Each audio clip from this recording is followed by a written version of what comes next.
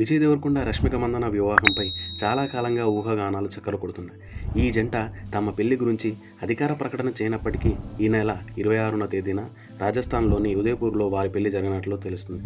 ఈ నెల 24 పెళ్లి సందడి ఆరంభం కానుంది. 24, 25 తేదీల్లో సంగీత్ హల్దీ ఫంక్షన్లు జరగనున్నాయి. 26న సాంప్రదాయబద్ధంగా రష్మిక మందన మెడలో తాళి కట్టనున్నాడు విజయ్. విజయ్ దేవరకొండ ఈ వివాహ వేడుకను పూర్తిగా ప్రైవేట్గా ఉంచనున్నాడు.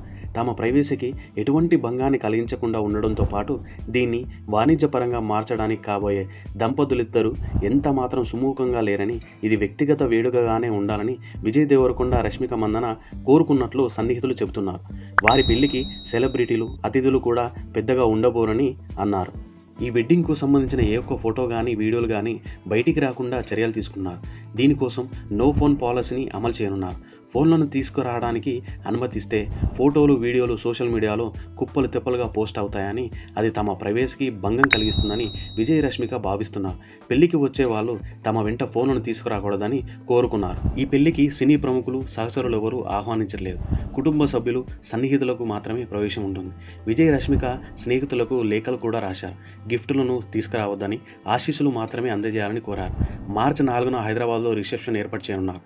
దీని తర్వాత నెల రోజుల పాటు సినిమా షూటింగ్కు బ్రేక్ ఇచ్చి విదేశాలకు వెళ్తారని తెలుస్తుంది.